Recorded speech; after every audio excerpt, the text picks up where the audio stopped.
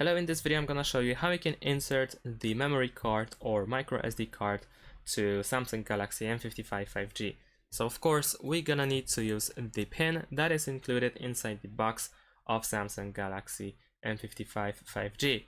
Now over here on the device on the left side we can find the slot for the SIM card and memory card, which is over here, and here we have the hole. We need to put the pin inside the hole, so put it in, and then you need to push it a little bit until this part comes out. Then you need to use your finger or fingers in order to take it out, like so.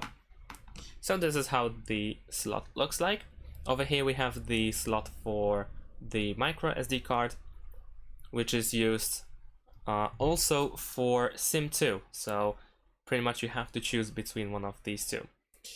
In order to insert the micro SD card, we need to match the graphic that is that is shown on the slot.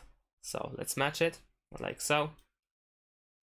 It goes in really easy, and there we go. Now we can put it back in. However, we need to rotate it like so in order to put it in, because this is the front.